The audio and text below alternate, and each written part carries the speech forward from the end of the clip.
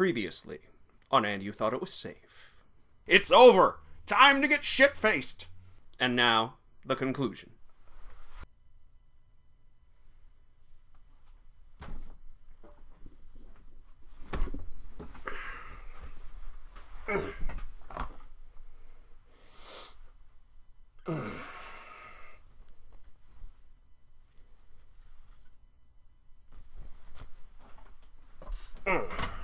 Alright.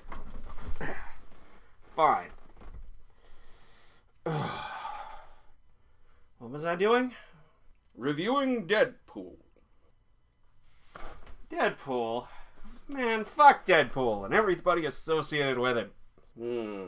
That's what you said on the After Movie Diner podcast. Oh, I did? Well, how is Johnny these days? Doing well. Has a girlfriend and a cute dog. Getting either of these things would improve your standing with certain demographics. But you're about to say that I'm serving an audience that's almost 80% 18 to 35-year-old dude fiends, and you've got the year's worth of YouTube analytics to prove it at this point, don't you? Yes, you're catching on. Alright, fine. Deadpool.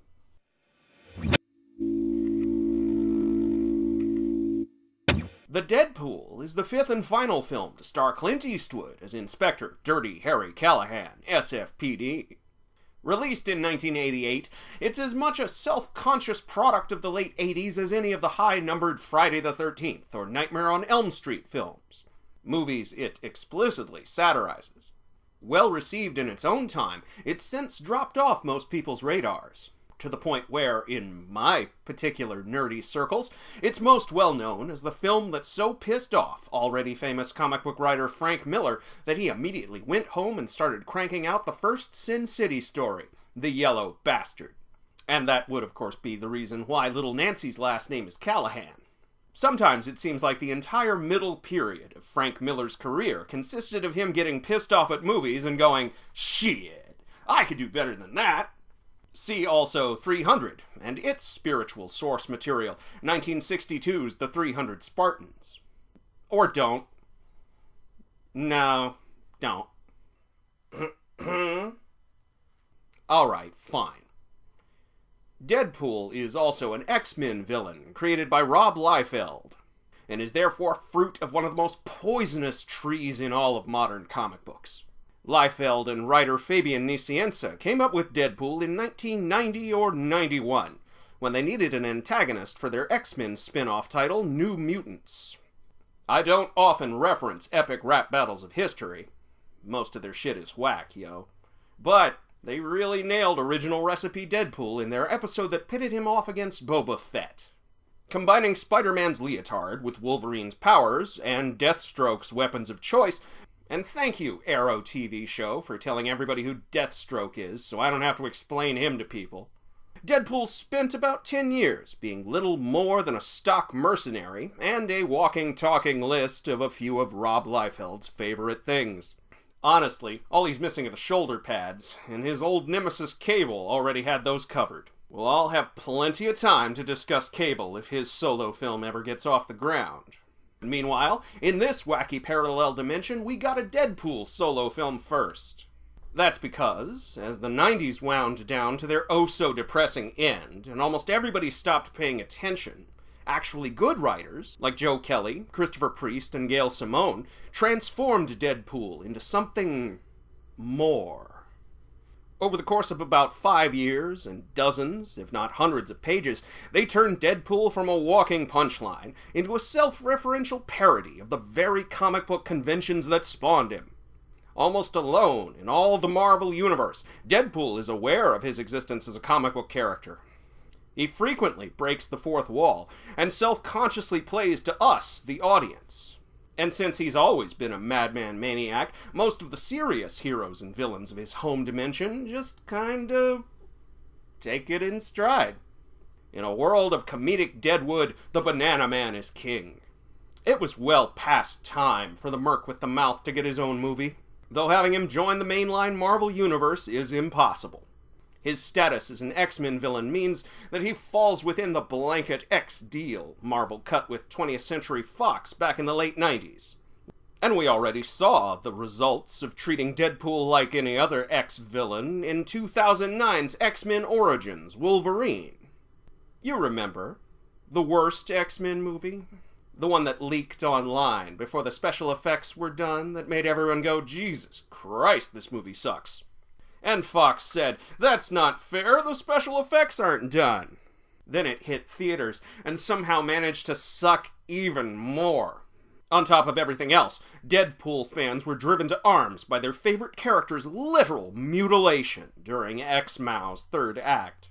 Especially since his brief appearance in the first act, as a member of Colonel Stryker's mutant hit squad, teased everyone with the promise that this adaptation would be spot on. Then they sewed his mouth shut, prompting everyone to go, they sewed his fucking mouth shut! I mean, who does that? Would you take away Spider-Man's webs, or Wolverine's claws, or Captain America's shield? It reminded me of that one joke every writer used to make when they wanted to be snarky and dismissive about The Flash. Back before The Flash got popular enough to get a TV show that would last longer than a season. Yeah, I'd just break his legs, put him in a wheelchair, see what happens. Gods no, they all said it like they thought they were the first person to come up with it too, and we were all supposed to stand in awe of their contrarian genius. So after 7 years of waiting and harping and rumor-mongering, a quote-unquote real Deadpool became the Valentine's Day counter-programming of 2016.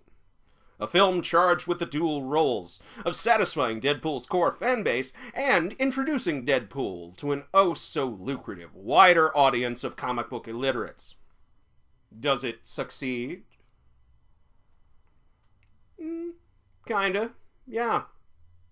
Problem is, self-aware comedic characters can easily become one-joke characters. And no matter how funny it is, one joke can get pretty old pretty fast. Unless and until someone takes that one joke to its logical conclusion, the way Colin Bunn and Dalibor Talajic did with their self-explanatorily titled miniseries Deadpool Kills the Marvel Universe. Before we go on, though, I should mention there's a built-in defense for all of this. Something along the lines of, it's a comedy. Why take it seriously enough to submit it to critical analysis? Must you be such a misanthrope whose only joy is derived from raining on other people's parades? Can't you just turn your brain off and have fun for once in your sad, pathetic, miserable life? And a fine consume, obey, and submit to you, too. Yes, this is a comedy. And I'm all for corporate superhero movies branching out of the sci-fi action-adventure ghetto. It's the ghetto I grew up in and still call home to this day, but genre diversity has always been one of the format's most underrated strengths. We haven't had a real, honest-to-the-stooges comedic comic book movie since... what? The Mask? Not counting Son of the Mask, that's for damn sure. And I'm not counting my Super Ex-Girlfriend. Fuck that movie, and fuck Ivan Reitman for making it. Kick-Ass was funny in parts, but it's not a comedy, and going in expecting one was what made Roger Ebert pan the thing. Does Ghost World count? Fuck it, I'm counting Ghost World. So Deadpool had that novelty going for him.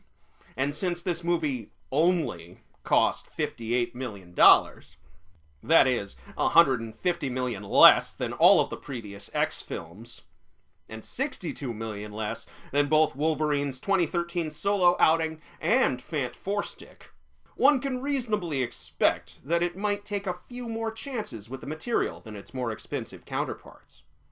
So imagine my disappointment when Deadpool unspooled before me, presenting yet another boilerplate superhero origin story right out of the Sam Raimi Spider-Man mold. Oh wait, you don't have to imagine. I'm about to tell you right now. It tries to disguise this with a non-linear narrative structure, but come on, son. I'm a Catwoman fan. I know all the signs when I see them, and they're all floating down here. Yes, I'm supposed to just be happy Deadpool's real name is still Wade Wilson, and he still has a BFF named Weasel. Hell, even Hydra Bob pops up for one scene. Though he's just Bob here. The real problem is, years of crushing disappointment have left us all accepting baseline level of competence as the new best thing ever, you guys. Seriously. Why shouldn't I take this movie seriously when it goes out of its way to try and make me do so? Yes, this Wade Wilson is still an ex-Special Forces dude slumming it as a mercenary. But is he the kind of globe-trotting CIA agent bodyguarding type of merc who might actually challenge my capacity for empathy? No.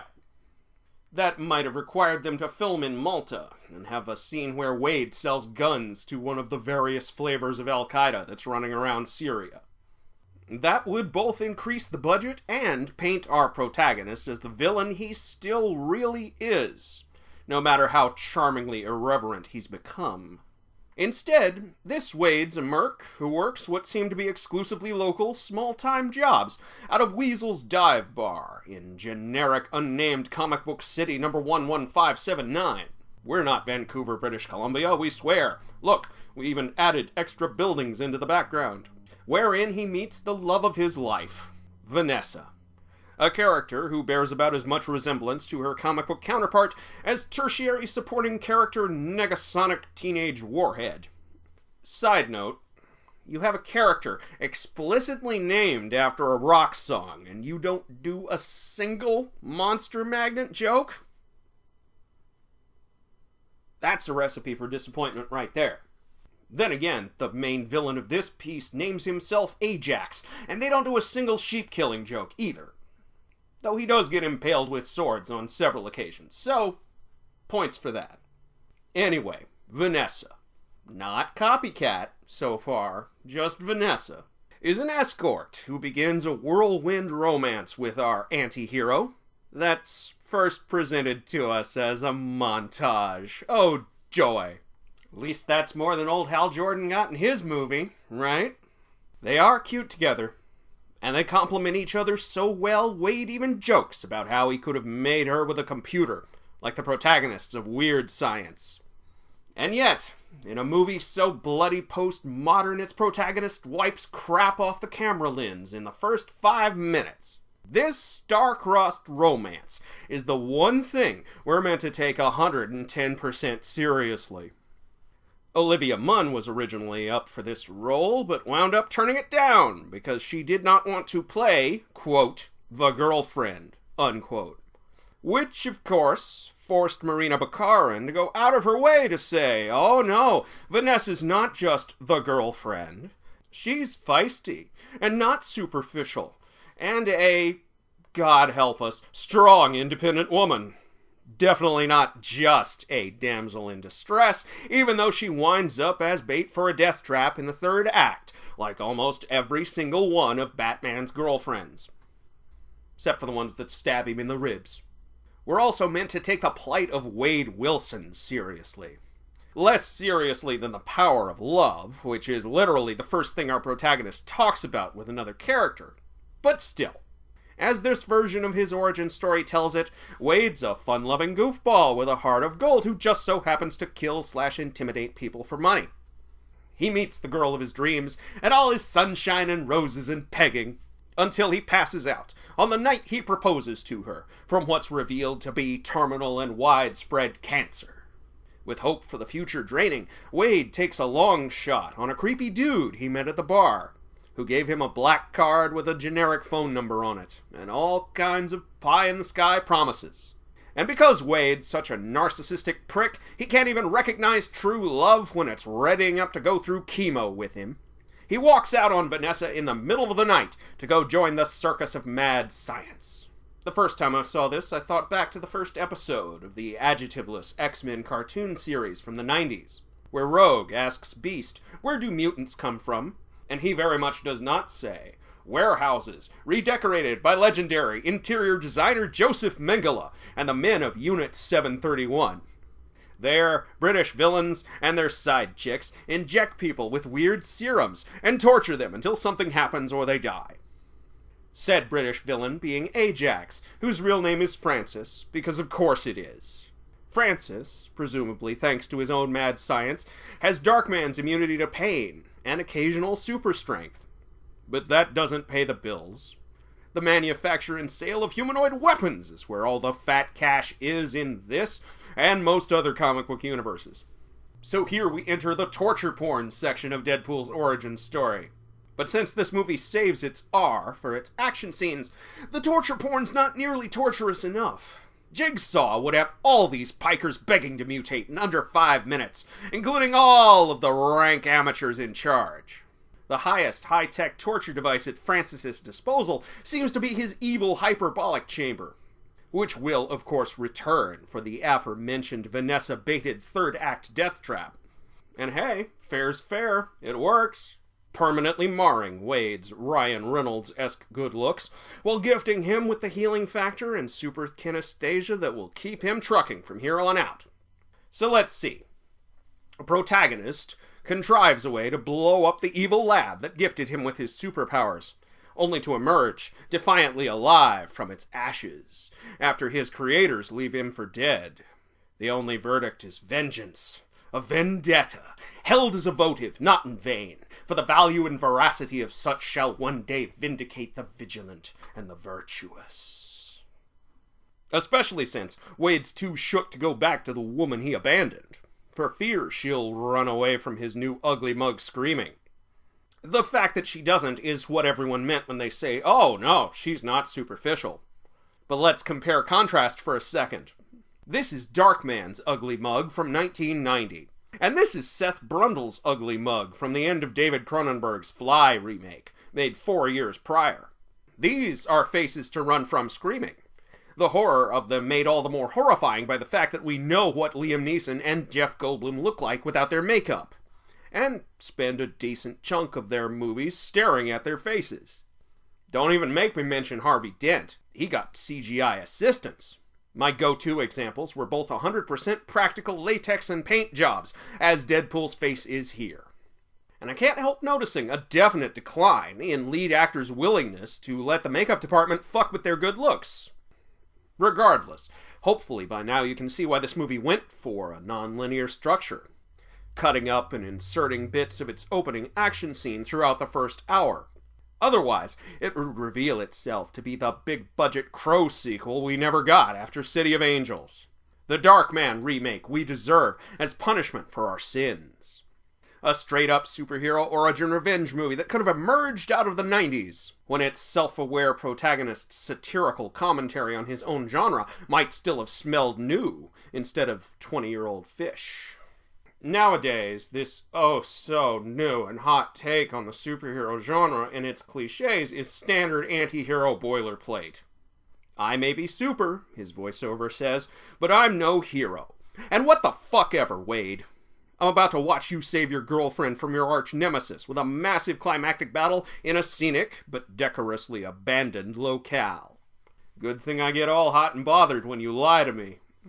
They're all lame-ass teacher's pets, he says, of other superheroes. And fucking please, what year is this? 1971?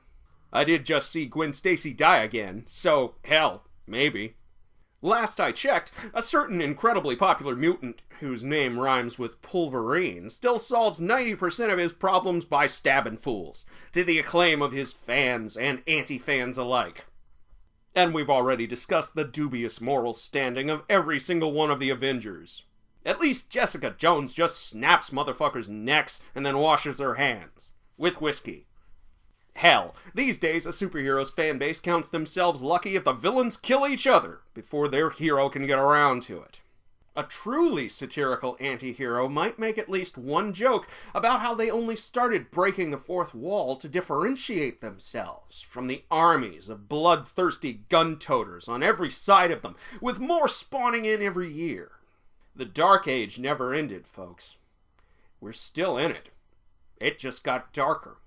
And every year, everyone thinks this is as dark as it gets. And every year, we're proven wrong. To the point where yesterday's bland conventional wisdom becomes today's deft, cutting satire. But I admit, I'm trapped in a bubble. More than one, actually. And they're all too busy policing their own borders to talk to each other.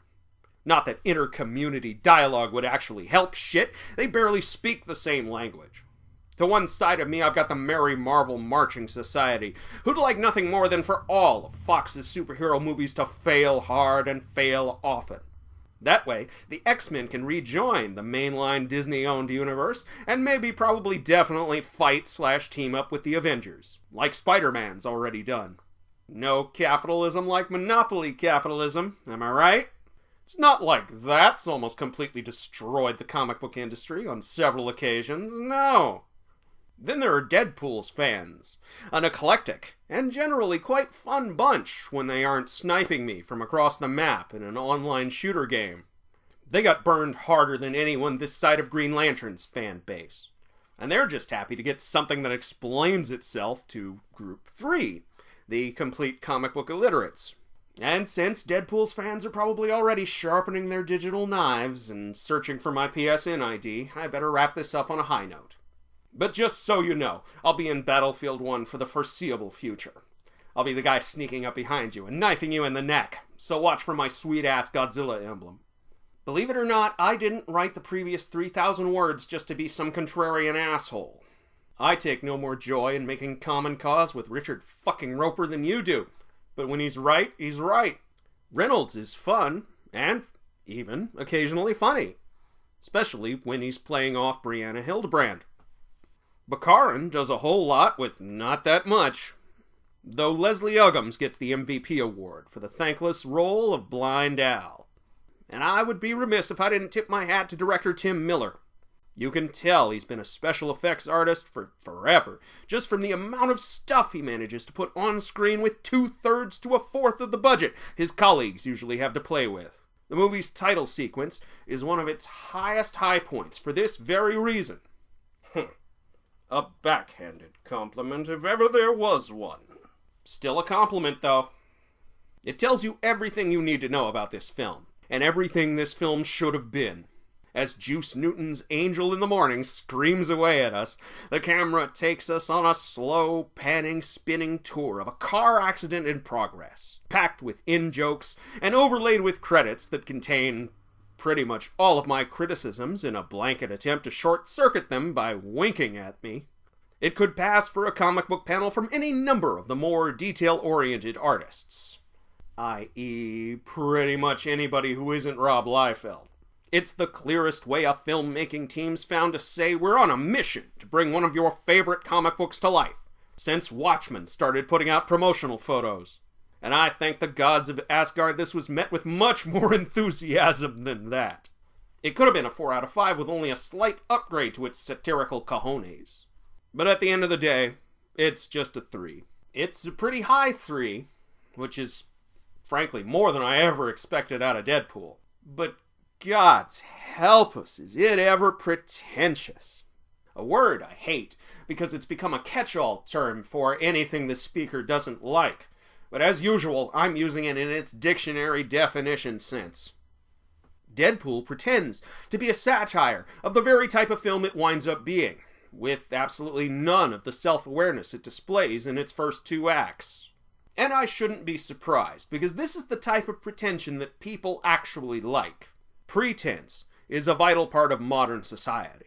For example, I wake up every day and pretend to go to work by walking over to my desk and writing out scripts for videos very much like this one. But most people wake up, go to work, and spend their days pretending to be filled with something other than boring contempt for everyone they meet, and everything they're forced to do with their chronic addictions to food, water, shelter, and the money you need to acquire all the above. Most vital of all is the pretense that none of these pretenses actually exist. Pretense allows us the psychic distance we need to make our super egos finally shut the fuck up and let us actually enjoy something.